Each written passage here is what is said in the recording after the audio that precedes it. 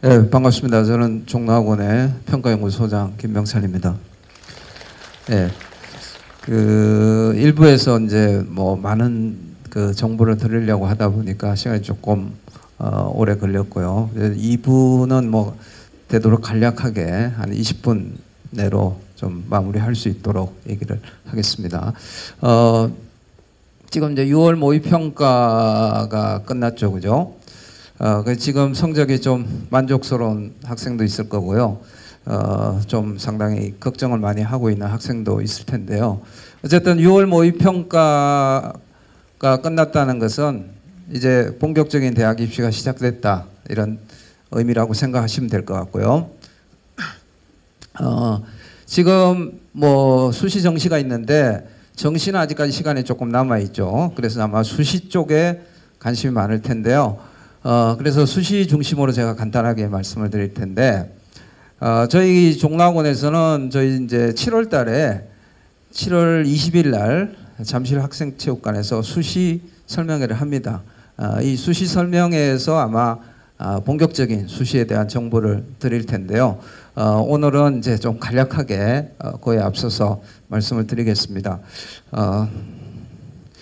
그래서 수시를 지원에 앞서서 체크해야 될 포인트, 중요한 것만 제가 3가지 말씀을 드리겠습니다. 첫 번째는 수능 최저 학력 충족 여부죠. 그죠? 수능 최저가 안 된다, 이건 굉장히 재앙적인 상황이 됩니다. 그죠? 일단 수시에서 무조건 불합격이죠. 그리고 수능 성적이 안 나왔다는 것은 정시에서도 기회가 없다는 말입니다. 그죠? 그러니까 수능 최저를 기대하고 있다가 만일에 수능 최저가 안 되면 이거는 입시가 완전히 실패하는 겁니다. 그죠? 그런데 지금 이제 6월 모의평가를 보고 내가 대략적으로 관심 있는 대학의 수능 최저 맞출 수 있는지 한번 확인해 보셨을 거예요. 그죠? 뭐 등급 굉장히 관심을 가지고 와서 많이 보는데, 일단 예를 들어서 내가 지원하고자 하는 대학 학과 전형에서 수능 최저가 2등급 2개다. 그러면 지금 6월 성적에서 2등급 2개를 맞췄다. 절대 안심할 수는 없죠. 그죠? 예를 들어서 내가 뭐 공부를 좀 소홀히 해서 실제 수능에서 떨어질 수도 있지만 지금 페이스를 유지한다고 해도 등급이 떨어질 수가 있습니다. 이건 왜 그렇습니까? 지금 6월인데 실제 수능에 가면 6월 이후에 또 재수생들이 꽤 많이 들어옵니다. 반수생들. 얘네들이 성적이 좋아요. 그러면 얘네들이 성적이 좋은 애들이 들어오면 등급이라는 게 상대평가이기 때문에 떨어질 수가 있습니다. 자기 실력을 유지하고 꾸준히 공부를 한다고 해도 떨어질 수 있어요. 또는 또 어떤 이유가 있느냐. 예를 들어서 수학 가형 같은 경우 있죠. 수학 가형, 자연계 학생들이. 지금 가형 본 애들 중에 성적이 뭐 5등급대 이하의 애들 중에 상당수가 나형으로 또 옮겨 타요. 그러면 성적이 밑에 깔아주던 애들이 나형으로 옮겨 탔기 때문에 가형에서는 더 경쟁이 치열해집니다. 그래서 떨어질 수가 있어요. 또 작년에 그런 케이스가 많았는데 아예 수능을 포기해버리는 애들이 많이 있어요. 시험 보러 안 간단 말이에요. 수능에. 성적이 좀 밑에 있는 애들. 그렇게 되면 거기서도 바닥을 깔아주는 애들이 없어지기 때문에 성적은 떨어질 수 있습니다. 제가 너무 겁을 주는 것 같지만 이런 상황에 대해서 충분히 대비를 하고 내가 목표로 하는 수능 체제를 어떻게 맞출 수 있을지 고민을 좀 하셔야 되고요. 또 하나 변수는 영어 절대평가죠. 영어에서 내가 지금 2등급을 받았다고 해도 시험의 난이도에 따라서는 시험이 많이 어려워졌다 하면 등급이 떨어질 수 있습니다. 물론 이번 6월 모의평가는 영어가 꽤 어려웠습니다. 그죠? 그래서 제 학생들 중에 지금 생각보다 등급이 굉장히 안 좋은 학생들도 있을 거예요. 그러면 실제 수능은 6월보다 조금 쉬워질 수도 있어요. 6월이 영어가 생각보다 상당히 어려웠기 때문에 뒤통수 맞았다고 생각하는 학생들이 있을 거예요. 그러나 지금 정도의 난이도로 나올 수도 있어요. 그렇기 때문에 이런 가능성들에 대해서 다 충분히 대비를 하고 좀 준비를 하는 게 좋겠다. 그리고 또 떨어지는 이유가 뭐냐 하면 제 학생들이 최저 지금 좀 맞출 수 있는데 공부를 하긴 하는데 중간고사 끝나고 뭐 8월, 9월 가면 이제 수시 지원하잖아요. 그럼 수시 지원하다 보면 수능 공부를 등한시해요. 할 수밖에 없어요. 그럼 떨어진다. 그죠? 그래서 이런 것들을 다 고려해서 내가 수능 체제를 맞출 수 있을 정도의 공부량은 반드시 확보를 해야 돼요. 그리고 또 변수가 뭐냐면 탐구 같은 경우에 굉장히 변수예요. 탐구는 수능 체제를 적용하는 방식이 대학별로 많이 차이가 있어요. 두 과목 평균하는 데 있죠. 한 과목만 잘한 과목을 한 과목만 쳐주는 데가 있죠. 서울대 같은 경우는 탐구에서 2등급 맞춰야 되는데 두 개 다 2등급이 들어야 돼요. 평균도 아니에요. 두 과목이 다 각각 2등급이 돼야 되거든요. 이처럼 탐구에서 수능 체제를 적용하는 방식이 대학별로 많이 다릅니다. 이런 것까지 잘 고려를 해서 준비를 하셔야 된다. 두 번째, 수시 같은 경우는 지금 이제 앞에서도 얘기했지만 뭐 어디가라든지 어디가 사이트 아니면 대학 홈페이지에 지금 작년도 입시 결과가 나와 있습니다. 그죠? 수시에서는 정시에서는 이제 수능 성적이 합격을 좌우하기 때문에 정시에서 합격선이라고 하는 것은 수능 성적 기준이죠. 그러나 수시에서는 합격선이라는 게 대개 내신 기준입니다. 그죠? 그래서 지금 이제 아직 3학년 2학기 내신이 완벽하게 안 나왔지만 대략적으로 내가 어느 정도다라는 걸 알고 한번 확인해 보실 텐데, 물론 이제 기말고사 성적까지 나왔을 때 완벽하게 내가 이제 등급이 어느 정도다 뭐 이거 이제 가지고 보겠지만, 여기서 합격선을 확인을 하시고 아마 이제 지원을 하실 텐데 몇 가지 고려해야 될 점이 있습니다. 첫 번째 뭐냐? 학생부 교과 전형은 일단 그 합격선이 굉장히 중요합니다. 그죠? 그 합격선에 들지 못하면 합격이 쉽지 않다고 봐야 되겠죠. 물론 합격선이라는 것도 평균을 발표하는 데도 있고 뭐 80, 70% 컷, 80% 컷 다 다르죠. 그죠? 그걸 고려하셔가지고 내가 합격선이 드는지 안 드는지 굉장히 중요하고요. 물론 교과 전형의 경우에도 수능 체제가 있는 경우는 그거 맞추는 게 굉장히 중요합니다. 그 다음 종합 전형의 경우에는 합격선이 있지만 이 합격선이 굉장히 유동적입니다. 왜냐? 일단 교과 성적만 보는 게 아니죠. 비교과도 들어가기 때문에 비교과가 내가 상대적으로 경쟁이 있느냐 없느냐 이것도 따져봐야 되고, 또 하나는 학교별 차이도 굉장히 커요. 학교별로 발표를 안 하죠. 그죠? 종합전형에서 합격자 평균이 2.5등급이다. 그러나 그 안에는 일반고, 특목고, 자사고 다양하게 섞여 있어요. 근데 일반고 애들은 한 2등급 돼도 붙기 어려운 경우가 있고, 뭐 자사고나 특목고는 한 3.5등급 돼도 붙은 케이스가 많이 있거든요. 그러니까 이런 것들을 종합적으로 고려하셔야 돼요. 그래서 단지 내가 합격자 종합전형에서 합격자 등급 안에 내가 들어가니까 합격하겠다라고 너무 단순하게 생각하시면 안 되고 여러 가지 상황을 좀 종합적으로 보셔야 돼요. 다음 논술 전형 같은 경우는 뭐 내신 성적이 그렇게 크게 영향이 없으니까 신경 안 써도 되겠습니다. 그래서 이런 것들을 가지고 조금 합격선 확인을 좀 해보셔야 되고요. 그 다음 마지막으로는 이제 최종 합격에서 대학별 고사가 굉장히 중요하죠. 예를 들어서 면접 같은 경우도 요즘 면접을 굉장히 강화하는 추세입니다. 제가 대학에 입학처 분들하고 얘기를 해보면 보통 면접이라고 하는 게 단계별 전형을 하는 거죠. 1단계에서 서류 평가하고 2단계, 1단계에서 2배수, 3배수, 4배수 이렇게 뽑아서 면접하잖아요. 그죠? 그러면 1단계에서 예를 들어 2배수를 뽑았다. 50명을 선발하는데 그럼 100명을 선발하는 거죠. 그죠? 1단계에서. 그럼 면접을 해서 최종 합격자 가리는 거죠. 그래서 면접을 해보니까 1단계에서 합격선에 들어있는 학생들, 그러니까 1등부터 50등 있잖아요. 성적 쫙 있어요. 1단계에도 서류평가에서 50등 안에 들어있는 아이들 중에 최종 합격한 애들은 절반밖에 안 되더라. 나머지는 면접을 못해서 떨어졌다. 반대로 합격선 밖에 있었던, 그러니까 50등부터 100등 사이에 있던 학생들 중에 면접을 잘해서 최종 합격한 학생이 역시 50%다. 그만큼 면접이 굉장히 중요하다. 그래서 지금부터 면접 준비를 할 필요는 없는데요. 물론 이건 1단계 붙은 다음에 면접이잖아요. 그죠? 그러나 그 중요성은 반드시 인식을 하고 있어야 되겠다. 그런 말씀을 드리고요. 제가 이제 논술 면접에 대해서 간략하게만 말씀드리고 저희 자료집에 이제 또 있는 내용들이 조금 있습니다. 뒷부분, 후반부, 그건 조금 자료집 보면서 말씀을 드리겠습니다.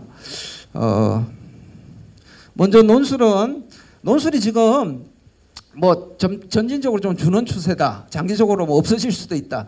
그런 얘기를 하는데 올해만 보면 오히려 늘어났습니다. 올해 학교가 성신여대 한국기술교육대가 논술 전형을 신설했습니다. 그래서 학교가 33개로 늘었고 인원도 좀 늘었어요. 그래서 올해 저는 논술 전형 준비하는 학생은 상당히 기회가 많을 거라고 봅니다. 제가 이제 저희 종로학원에서 저희 논술 팀이 뭐 지방에 가서 뭐 특강 같은 걸 굉장히 많이 하는데 최근 추세를 보면 지방에서는 논술을 안 하려고 그래요.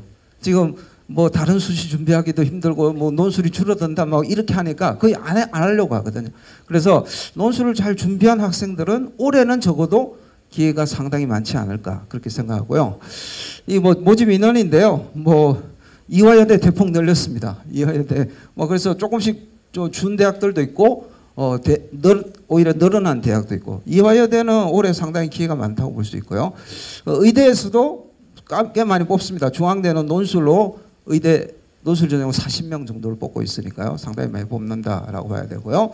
그 다음에 수능 체제를 통과하는 게 제일 중요하죠. 논술 전형에서 보면 연대가 제일 높습니다. 뭐 문과 같은 경우는 4개 과목 등급하고 7이고 또 영어를 2등급 받아야 되는 굉장히 높죠. 그죠? 그리고 중앙대도 상당히 높은 편이에요. 3개 영역에서 합이 5가 돼야 되니까 1, 2, 2 정도는 맞춰야 되죠. 그죠? 이렇게 돼 있으니까 이것이 뭐 아주 중요한 포인트라고 보시고요. 자연계도 마찬가지입니다. 그 다음 체제를 적용하지 않는 대학들도 있는데요. 제가 뭐 우리 재수생들이 논술 전형을 굉장히 많이 준비하는데 제가 재수생들한테는 이렇게 조언을 합니다. 수능 체제가 있는 데를 지원해라.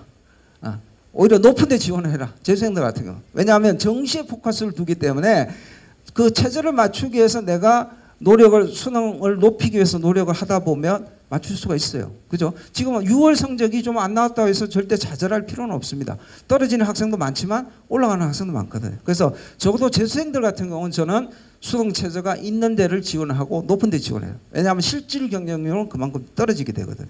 그걸 맞추는 학생이 적단 말이죠. 그죠? 그래서 학생들 상황에 따라 선택을 할 수 있겠고요. 그 다음에 이게 경희대에서 발표한 자료인데 여기 보시면 경희대가 앞에서 잠깐 보셨는지 모르겠지만 수능 체제가 굉장히 낮은 편이에요. 수능 체제가 2등급 2개면 돼요. 문과. 이과는 합이 5기 때문에 2, 3이면 되거든요. 그래서 대학 수준에 비해서 수능 체제가 상당히 낮은 편이에요. 동국대, 홍익대보다 낮아요. 오히려 경희대가. 그런데 충족률을 보면 50%밖에 안 돼요. 상당히 수능 체제가 낮은데도 불구하고. 그러니까 수능 체제가 좀 높은 데로 가면 의대 이런 데로 가면 한 10%밖에 안 돼요. 수능 체제를 통과하는 비율이. 그러니까 실질 그 논술 전형의 경쟁률이 외형상으로 굉장히 높지만 실질적인 경쟁률은 그렇게 높지 않다라고 봐야 될 것 같고요. 그래서 제대로 준비한 학생들한테는 논술 전형이 상당한 기회가 될 수 있습니다. 그래서 뭐 비교과도 별로 없고 이런데 막연하게 뭐 제 생각에는 그냥 학생부 종합전형 다들 글로 간다니까 그쪽에다 그냥 막연한 기대를 갖는 거 이거보다는 내가 수능에 좀 자신 있다라고 하면 논술 전형으로 도전을 해보는 것도 상당히 좋은 방법이다. 저는 그렇게 생각합니다. 그 다음에 여기 보시면 경희대 한의학과 충족률이 26.4%밖에 안 되잖아요. 그러니까 실질 경쟁률은 한 4분의 1 수준으로 떨어진다는 얘기입니다. 그죠? 한의학과는 좀 높아요. 수능 체제가. 그 다음에 올해 변화된 게 이제 연대 같은 경우 수능 논술 100%. 내신은 전혀 상관이 없습니다. 그래서 뭐 논술 전형에서 내신이 조금 부족을 해도 합격하는데 별로 지장 없다 보시면 돼요. 일정 수능 전에 보는 데가 별로 없죠. 대부분 다 수능 이후로 옮겨갔습니다. 연대를 비롯해서 건대까지. 그래서 수능 이후로 갔다는 건 무슨 얘기냐? 이거 우리 자료집이 다 있습니다. 자료집 보시면 일정 자세히 나와 있습니다. 찍으셔도 괜찮습니다. 찍으셔도 괜찮고 저희 자료집에 자세히 나와 있으니까 보시면 되고요. 여기 보시면 이렇게 수능 이후로 갔다는 것은 논술 전형 부담이 굉장히 적어졌다는 거죠. 일단 원서 내놓고, 그죠? 또 선택권이 있어요. 내가 수능이 진짜 대박 나면, 소위 뭐 찍신이 강림해서 막 찍었는데 많이 맞았다. 그러면 더 좋은 대학 갈 수 있다 하면 안 가면 논술 시험 안 보러 가면 되거든요. 그죠? 그리고 논술 전형도 수능 전에 있으면 논술 시험 보러 가고 어쩌고 하면 상당히 부담스러운데 부담은 굉장히 적습니다. 그죠? 그렇게 보시면 되고요. 자연계도 마찬가지입니다. 그 다음 출제 유형인데 논술 전형은 아시겠지만 대학별 고사이기 때문에 대학별로 유형이 다 다르잖아요. 그죠? 그래서 자기가 목표하는 대학의 유형에 맞춰서 공부해야 되는데 올해 지금 5월 달에 집중적으로 모의 논술을 보고 있습니다. 대학들이. 그래서 아마 관심 있는 대학의 모의 논술 아마 신청해서 본 학생들도 많이 있을 거고요. 모의 논술 보면 대학에서 이제 뭐 그 평가도 해주고, 그죠? 그 다음에 뭐 해설 강의도 올려놓고 뭐 이렇게 합니다. 그죠? 그런 거 자세히 보셔야 되는데 제가 지금까지 모의 논술 본 대학들 쭉 분석해 보니까 제일 두드러진 특징이 뭐냐? 작년하고 거의 똑같다는 겁니다. 이건 무슨 얘기냐? 대학들이 이제 논술에서 어느 정도 고착화가 됐습니다. 예전에는 유형이 막 자꾸 바뀌었어요. 근데 지금은 이제 논술을 오래 하다 보니까 대학들이 나름대로 감을 다 잡은 거예요. 어느 정도 평가 기준도 확립이 됐고, 그래서 유형이 안 바뀌어요. 이게 무슨 얘기냐? 일단 재수생들 유리합니다. 여기 뭐 재학생 말이죠. 왜냐하면 한 번 봤기 때문에 재수생 유리하고, 두 번째 재학생 같은 경우에도 이 유형에 맞춰서, 기출문제 유형에 맞춰서, 물론 모의논술에서 조금 바뀌는 부분이 있는지 그건 봐야 되지만 기본적으로 큰 변화가 없어요. 그래서 기출문제 중심으로 유형에 맞춰서 준비를 하면 합격할 가능성이 굉장히 많다, 이렇게 생각을 하시면 될 것 같습니다. 그래서 뭐 유형은 우리 이 자료집이 다 있으니까 좀 보시면 되고, 예를 들어 자연계 같은 경우는 지금 수학만 보는 대학이 굉장히 많이 늘어났어요. 그 부담이 굉장히 줄은 거예요. 수학만 잘하면 되는 거예요. 그래서 물론 이제 과학을 선택해서 보는 대학들도 있지만 자연계 논술 같은 경우도 수학 단독형이 이제 대세기 때문에 굉장히 부담은 많이 줄었다, 이렇게 보시면 되고, 과학이 나오는 경우에 제가 여기 참고를 해놨는데 과학이 상당히 선택하거나 과학이 포함되는 어려운데 과탐 1만 보는 대학이고 과탐 1, 2가 다 들어가는 대학이죠. 이거 좀 꼭 체크를 좀 해보시면 좋겠어요. 그래서 예를 들어 내 2 과목을 선택을 안 했는데 논술에서는 1, 2가 들어간다. 경희대, 숭실대, 아주대, 연대, 중앙대 이런 케이스입니다. 이게 2가 들어갑니다. 이게 좀 상당히 부담스러운 그런 부분이 있는데 2를 한 학생들이 좀 더 유리하겠죠, 이쪽은. 그죠? 그래서 내가 2를 안 했다라고 하면 1만 들어가는 대학 쪽으로 선택을 한다든지 아니면 수학 단독형 이런 대학을 선택한다든지 이렇게 하는 게 좀 좋을 것 같고요. 그 모의논술은 저희 자료집에 자세히 분석이 되어 있습니다. 그래서 대학별 꼼꼼히 보시면 되는데 제가 한마디 말씀드리면 주된 특징은 변화가 거의 없다라고 보시면 될 것 같고요.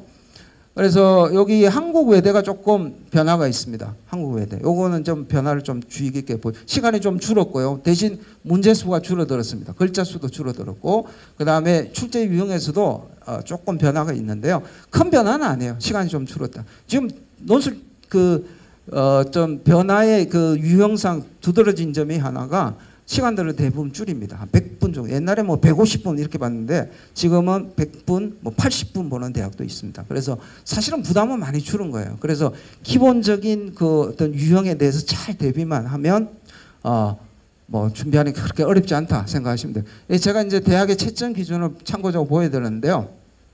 여기서 하나 재밌는 거 보시면 여기 기술적 측면에서 보시면 학생들이 많이 범하는 오류가 제시문을 그대로 옮겨 쓰는 경우들이 있어요. 물론 이제 시간도 부족하고 하다 보니까 그러는데 이거 굉장히 큰 감점입니다.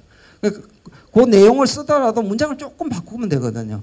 그래서 이런 훈련은 좀 하실 필요가 있고요. 가장 중요한 것은 역시 논리적인 전개를 얼마나 잘하고 있느냐. 여기 제가 빨간색으로 해놨지만 첫 번째는 이거예요. 문제가 뭘 요구하는지 잘 파악을 해야 돼요. 예를 들어서 이런 게 문제 요구사항을 읽어보면 3가지를 요구하는데 2개만 쓰는 학생이 붙겠어요? 떨어지겠어요? 아무리 잘 써도 떨어져요. 그 3가지를 요구하면 3가지를 다 써야 됩니다. 그래서 문제가 뭘 요구하는지 파악하는 게 가장 중요하고, 두 번째는 그것을 얼마나 논리적으로 잘 풀어가느냐. 이게 가장 중요한 포인트라고 볼 수 있겠고요. 그래서 면접 얘기 조금 드릴게요. 면접이 간단하게 제가 말씀드린 면접은 이렇게 생각하시면 돼요. 아까 면접 굉장히 중요하다. 이거 아셔야 되고, 두 번째 면접은 1단계 통과한 다음에 하는 거니까, 그죠? 지금 뭐 당장 준비할 필요는 없다라고 볼 수 있습니다. 내가 통과할지 안 할지도 잘 모르니까. 근데 일단 이렇게 생각하셔요. 면접이 크게 보면 2가지 유형이 있어요. 하나는 뭐냐면 서류형 면접이라 그래서 이거는 학생 그냥 들어가는 거예요. 그러면 이 서류를 면접하시는 교수님이나 사정관이 들고 있는 거예요. 그 서류가 뭡니까? 어떤 서류를 들고 있어요? 학생부. 자기소개서, 뭐 추천서 이런 걸 들고 있는 거예요. 그러면 학생은 거기 면접관이 그 서류를 보면서 질문하는 거 대답하면 되는 거잖아요. 그죠? 근데 이 부분은 아직 서류가 완벽하게 안 됐죠. 그죠? 학생부도 아직 완전 정리가 안 돼 있고 자기소개 안 썼잖아요. 여기는 나중에 준비하시면 돼요. 근데 또 하나 유형이 뭐냐면 제시문형이라는 게 있어요. 제시문형은 시험 문제를 주는 거예요. 시험 문제. 그럼 문제를 좀 풀고 거기에 대해서 준비를 하고 들어가서 질문에 대답을 하는 거죠. 이 제시문형은 지금부터라도 좀 준비를 하셔야 돼요. 예를 들어 서울대 일반전형 제시문형 수학 문제 굉장히 어려워요. 굉장히 어려운 문제죠. 고대 작년에 면접 문제 봤나요? 자연계 굉장히 어려워요. 근데 문제가 어려운 게 아니라 고대는 보면 제시문이 뭐 자연계 같은 경우에 한 6개, 7개 주는데 물리도 있고 화학도 있고 생명과학도 있고 이런 다양한 제시문을 주고 복합적인 사고력 그걸 물어보거든요. 그래서 어떤 제시문을 주는지는 내가 어느 정도 관심 있는 대학에 대해서는 반드시 알고 가셔야 돼요. 이거 어떻게 알 수 있습니까? 대학 홈페이지 들어가면 있어요. 대학 홈페이지 지금 다 올려놨어요. 작년도 제시문형 면접의 문제는 대학 홈페이지 아까 선행학습 영향평가 있죠? 거기 찾아가서 들어가면 됩니다. 그래서 적어도 내가 학생부 종합전형, 학생부 교과전형, 뭐 특기자 전형 이런 데 면접하잖아요. 그죠? 그런 전형에서 내가 어느 정도 관심 있는 대학에서는 이 제시문형 면접을 어떻게 하는지. 그래서 이 좀 어떤 전형에 따라 다 달라요. 그냥 서류형 면접만 하는 대학이 있고, 그죠? 제시문형 면접을 하는 데가 있고 두 가지를 다 병행하는 대학도 있어요. 서류형으로 물어보기도 하고 제시문도 주고 또 서울대 의대나 일부 의대처럼 MMI라 그래서 여러 번 면접, 뭐 5번 면접하는 방이 5개 있어가지고 1번 방부터 쭉 들어가면서 하기도 하고 이렇게 다양한 형태가 있습니다. 그래서 이런 정도 내용은 반드시 알고 준비를 좀 하셔야 될 것 같고요. 그 다음에 제가 이제 자료집 보면서 잠깐만 말씀을 조금 한 2, 3분만 설명을 드리고 마무리하도록 하겠습니다. 먼저 자료집 좀 뒷부분에 저희가 그 내용이 있어서 말씀을 드릴 텐데요.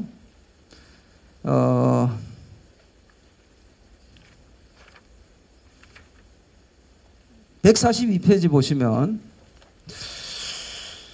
그 중하위권 입시 전략에서 142페이지 지금 앞에서 주로 상위권 위주로 얘기했기 때문에 중하위권 관련된 얘기를 제가 잠깐만 하겠습니다. 여기 보면 이게 무슨 얘기냐면 앞에 잠깐 얘기가 있었지만 그 수학 가형 같은 경우에 지금 등급 따기가 굉장히 어렵잖아요. 그죠? 그 이유가 일단 뭐 자연계 애들이 지금 우수한 학생들이 다 자연계로 가고 있어요. 그죠? 그래서 어렵다.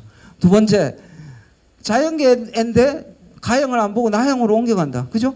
6월에도 이미 꽤 있어요. 근데 이게 본격적으로 6월 지나고 나서 아 성적 보고 내가 안 되겠구나 갈아탄다는 거죠. 그건 다 아시겠죠? 그래서 여기 보시면 142페이지 보시면 그 밑에 보시면 2016년 3월부터 쭉 비율을 보시면 원래 3월 달에는 96%가 자연계 애들 중에 96%가 수학 가형을 받는데 비율이 점점점 떨어집니다. 그래서 실제 수능에 가면 73.5%만 가형을 받아 20% 이상이 나형으로 갈아탔다는 얘기입니다.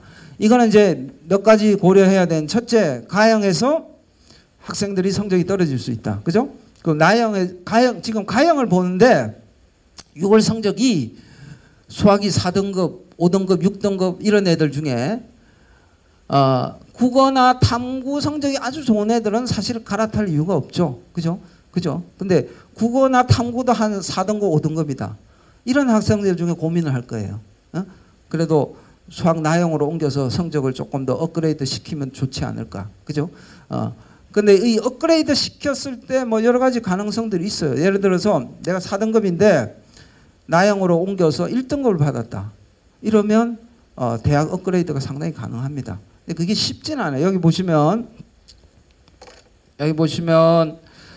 143페이지 보시면 과탐 나형 이거 뭐냐면 자연계인데 나형으로 옮겨 탄 학생들입니다.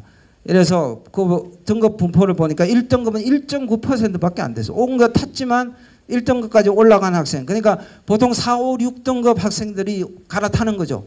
나형으로. 근데 걔네들이 갈아타긴 했지만 실제 1등급까지 진입하는 학생은 그렇게 많지 않다는 얘기입니다. 1.9%. 2등급은 8%. 그 다음 3등급은 12.1%. 근데 제가 봤을 때 갈아탔을 때 4, 5, 6, 7 이 학생들이 갈아탔을 때 1, 2, 3등급 안에 진입하면 그래도 꽤 성공적이라 볼 수 있어요. 왜냐하면 어쨌든 등급을 업그레이드 시켰죠. 물론 예를 들어서 그 가형 같은 경우에 가나를 다 열어두는 경우 가형에 가산점을 두기 때문에 약간 감점을 받긴 합니다. 감점을 받아요. 그래도 등급을 이 정도 올리면 그래도 좀 성공적이라고 보죠. 왜냐하면 또 예를 들어 4, 5, 6등급 애들이 지금 현재 4, 5, 6등급이지만 실제 수능에 가면 한 등급씩 더 떨어질 수 있어요. 밑에가 없어진다고 그랬잖아요. 그죠? 이런 점까지 고려하면 내가 갈아탔을 때 1등급이나 2등급, 3등급 정도까지 내가 진입할 수 있다면 그래도 좀 성공적이다 이렇게 생각할 수 있고요. 그래서 여기 보시면 144페이지 보시면 자연계열이지만 나영이 허용되는 대학이 쭉 나와 있습니다. 그래서 이런 정도 여기 뭐 예를 들어 순천향대 의예과 그 다음에 서울대 간호대 이런 데 있고요. 뭐 이런 이제 좀 특별한 간호대학이라든지 가정계열이라든지 이런 데가 좀 많이 있고요. 이런 데 빼면 조금 이제 중하위권 대학들이 좀 많이 있습니다. 그래서 어쨌든 중위권 학생들은 이런 거 좀 고려해 볼 필요가 있고요. 그 다음에 146페이지는 뭐냐면 혹시 이런 학생들도 있어요. 내가 지금 자연계인데 수학이 좀 안 좋아요. 응? 근데 다른 국어나 탐구 성적은 좀 괜찮은 애들이 있어요. 그래서 갈아탔는데 수학이 1등급이면 2등급이 나왔어. 나영으로. 그리고 국어 나머지 국어하고 탐구도 성적이 좋아. 이런 애들은 좀 아까울 수 있잖아요. 그죠? 아까 간호계열 의예과 일부 제외하면 다 중위권 대학이니까. 근데 얘네들은 어떻게 하면 되냐 하면 이런 학생들은 그냥 문과로 가는 게 더 나아요. 인문계열 쪽에는 인문계지만 수학 나영과 과탐을 허용하는 대학이 많습니다. 그래서 여기 저희가 보시다시피 146페이지에 쭉 그 대학들 주요 대학들도 꽤 많이 있어요. 그러니까 뭐 서울대, 연대, 고대, 성대, 서강대 쭉 많습니다. 여기 문과지만 자연계 학생 과탐을 보고 수학 나영을 보는 학생들을 받아주는 그런 대학 학과들입니다. 그래서 이런 가능성도 좀 염두에 둘 필요가 있고요. 그 다음에 마지막으로 적성 전형에 대해 조금 설명해 드릴게요. 이건 뭐냐면 아까 제가 예를 들어서 논술 전형 같은 경우에 내신이 4등급, 5등급, 6등급이라도 논술만 잘 보면 주요대 학교 안에 문제가 없죠. 그죠? 연대는 뭐 내신이 극단적으로 말하면 내신이 9등급이라도 아무 지장 없습니다. 그죠? 수능 최저만 치고 논술 100%니까 내신이 안 들어가니까. 그죠? 그래서 그런데 내신이 안 좋은 애들이 사실은 그래도 이 서울권 또 수도권 대학의 기회를 잡기가 좀 쉽지는 않아요. 한 4등급, 5등급, 6등급 이런 애들이. 그죠? 근데 걔네들이 또 수능이 좀 뒷받침이 되면 뭐 논술 전형을 해보는데 수능도 조금 부족하다. 이러면 기회가 잡기가 쉽지 않은데 얘네들이 적성 전형이라는 기회가 또 있어요. 그래서 그걸 조금 말씀을 드릴 텐데 일단 보시면 적성 전형 중에 150페이지 보시면 가장 많은 학생을 선발을 하는 대학이 어디냐면 가천대입니다. 가천대가 적성 전형으로 굉장히 많이 뽑아요. 그래서 가천대가 이제 가장 뭐 학생들 선발 인원이 많은데 올해 좀 달라진 게 가천대가 원래 수능 이전에 적성고사를 보다가 수능 이후로 옮겨갔어요. 그래서 올해 아마 경쟁률이 더 높아질 겁니다. 그렇지만 이게 약간 보험용으로 들어볼 수가 있어요. 수능이 내신은 좀 안 좋아서 교과전 학생부 전형은 좀 하기 어려운데 수능이 조금 안 나왔을 때 이 적성 전형을 좀 활용해 보는 괜찮습니다. 그래서 수능 이후로 올해 온 것 같습니다. 그래서 이걸 좀 보험용으로 활용하는 것도 나쁘지 않다 말씀을 드리고요. 한 가지만 더 말씀을 드리면 여기 보시면 이 자료집을 쭉 보시면 되는데 한 가지 더 말씀드리면 154페이지 보시면 여기 학생부 반영 방식인데요. 거기 보시면 가천대 한번 봅시다. 가천대 제일 많이 뽑으니까 가천대 보시면 여기 1등급부터 5등급까지는 3점씩 감점을 합니다. 3점. 점수가 크지 않죠? 이게 적성고사 문제 배점이 몇 점이냐면 3점 내지 4점이에요. 한 문제만 더 맞추면 등급 하나가 올라가는 거예요. 그래서 내신이 한 5등급까지는 뭐 적성 전형에서 한두 문제만 더 맞춰도 다 극복이 가능하다라고 보시면 돼요.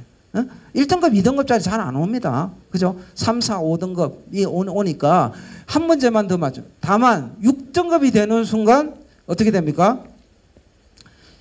18점이 감점이 되니까 꽤 크죠. 그러니까 6등급도 극복 가능한데 조금 어렵고 7등급 되면 어렵습니다. 7등급 오지 말라는 얘기입니다. 7등급 지원하면 안 됩니다. 오지 말라고 지금 대학이 얘기를 하고 있는데 그래도 나 지원할래. 그럼 그냥 돈만 버리는 겁니다. 그래서 그런 점들을 조금 꼼꼼히 보시고 준비를 하시면 될 것 같습니다. 제가 또 뭐 원래 20분 말씀을 드렸는데 그래도 좀 준비된 내용을 말씀을 드리다 보니까 시간이 조금 오버됐고요. 이게 이제 마지막에 또 한 가지 저희 준비된 부분이 있습니다. 그래서 3부에서 아마 10분이 안 넘어갈 건데요. 우리 저 수시전략연구소의 조성수 소장님이 뭐 지금 아마 학생부 전형 쪽으로 특히 준비하는 학생들이 많을 텐데요. 여기 아주 전문적인 그런 컨설팅을 제공하고 있는데, 그래서 지금 남아 있는 그 기말고사 비롯해서 3학년 2학기 여러 가지 학생부 관리를 최종적으로 어떻게 하면 좋을지 여기 좀 말씀을 드리는 실질적으로 많은 도움이 되는 얘기가 될 겁니다. 이거 좀 마지막으로 잘 들어주시면 좋겠습니다. 고맙습니다.